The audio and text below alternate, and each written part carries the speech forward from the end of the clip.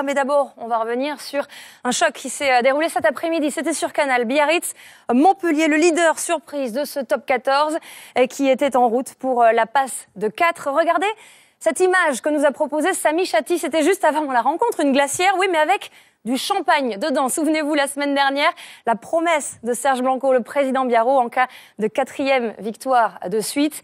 Alors les Biarros ont-ils trinqué à ce début de saison, Tony Truant? On va revoir tout ce match avec Jérôme Pinault. Images, coulisses et réactions, c'est parti.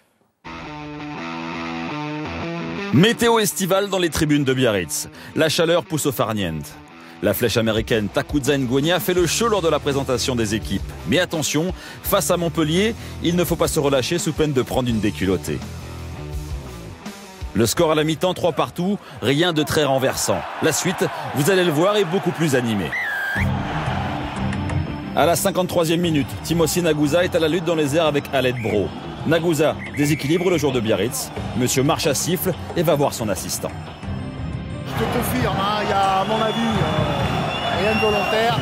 Bon, il le prend en l'air, il le touche en l'air. C'est en l'air? Tout à fait, il est prend. Ok, ça va.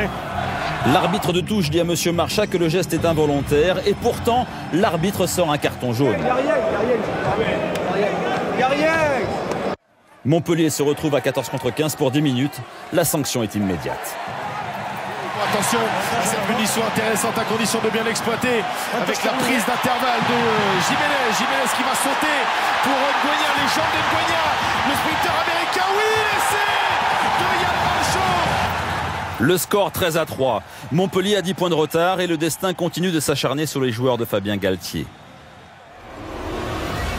4 minutes après le carton jaune, Thomas Cambezou, le numéro 13 de Montpellier, percute avec l'épaule son vis-à-vis. C'est interdit. À nouveau, l'arbitre de touche bip Monsieur Marcha. Percussion à l'épaule. D'accord.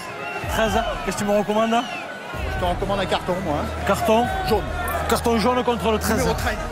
Le geste de Cambezou ne semble pas très appuyé. D'ailleurs, le joueur de Biarritz, Charles Jiménez, ne s'énerve pas. Monsieur Marcha, cette fois-ci, suit les recommandations de son assistant et sort un 2e carton jaune. Nagusa, le premier carton jaune, revient sur le terrain. Montpellier est à 14 contre 15. Toujours en infériorité numérique, Montpellier tente de colmater les brèches. Mais face aux appuis déroutants d'Ngwenya, la mission semble impossible.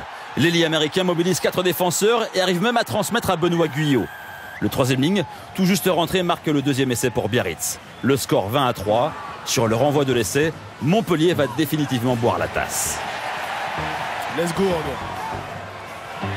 qui pousse au pied, il a vu un espace, Lesgourg qui va récupérer. Le voilà, le 3e essai de Biarritz. Le match est plié en un quart d'heure. Cerise sur le gâteau, Biarritz empoche le bonus offensif. Fabien Galtier, lui, crie à l'injustice. On n'avait pas beaucoup de marge contre eux. Si les fautes elles sont justifiées, pas de problème. Là, les 2 cartons jaunes ne sont pas justifiés. On prend 2 pénalités, plus 2 cartons jaunes. Et à 13, on prend 3 essais. Voilà. Monsieur Marcha a revu les images après le match et a eu le courage de nous donner son sentiment sur le premier carton jaune. Pour moi, il n'y a aucun doute dessus. Je prends tout seul l'initiative de mettre le carton jaune.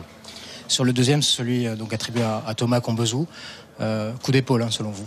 Oui, il vient avec l'épaule. Donc, quand on revoit les images, pour moi, il n'y a rien d'alarmant, il n'y a rien qui me perturbe plus que ça.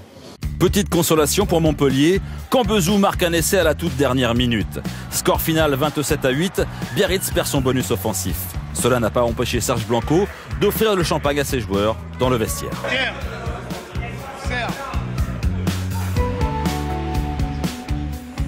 4 victoires sur les 4 premières journées du championnat. Est-ce un rendement de champion? On le saura en fin de saison. En tout cas, la dernière fois, regardez que c'est arrivé pour Biarritz. Eh bien, le Biarritz Olympique a été sacré et c'était lors de la saison 2004-2005.